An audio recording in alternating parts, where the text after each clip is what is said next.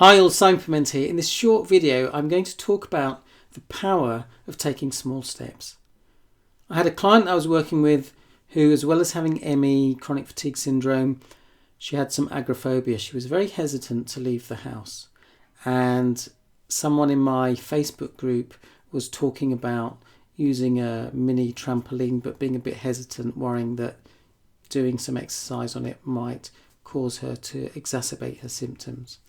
And I had another client who wanted to use their bike, but again they were just a bit hesitant to do so. And I had one other client who wanted to start running because they were starting to feel better. And we looked at how they might approach going for a run in a way that was going to be appropriate for them. So with the client who was hesitant to leave the house, one of the things I suggested is that every time she walked past the front door, to just open the front door, not even to go outside, and to do that as many times as she needed. And when she felt comfortable, to actually just step on the outside mat and do that a few times when she walked past the front door. When she felt ready, she could walk to the gate. And when she felt comfortable doing that, she could walk to the first lamppost, to the second lamppost, to the third lamppost.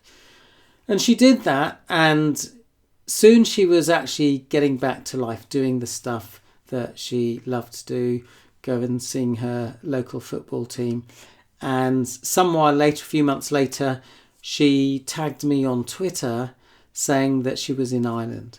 Okay, so with the client who was hesitant to get on their bike, I suggested they just sit on their bike for a while, and then when they felt comfortable, just do a few pedals and to build up on that. With the client who wanted to go running,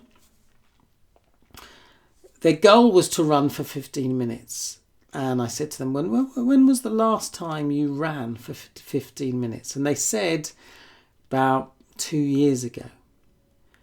And so I said, what would it be like to just break that down into small steps and build up? So they decided what they would do is to walk for 2 minutes, which they could do, and then to run for a minute, and then walk for another 2 minutes. And if it felt appropriate, to run for another minute. The next day they came back and they said they ran for 5 minutes. And actually within a couple of weeks, they were running for 15 minutes. And to the person in my Facebook group who was thinking about using their trampoline, my suggestion would be to just stand on it, not do any steps, and just do that a few times. What you're doing is you're teaching your mind, your brain, and your body that it's safe to do those things, which means that when you take the next step, your mind and physiology is still calm and relaxed, and you can slowly build up. So that is the power of taking small steps. We can build on that. We can teach our mind, brain and body that we are safe. Hope that's given you food for thought. If you'd like more tips, do click the link below to join my Facebook group. Thanks for watching. Wishing you great health. Bye for now.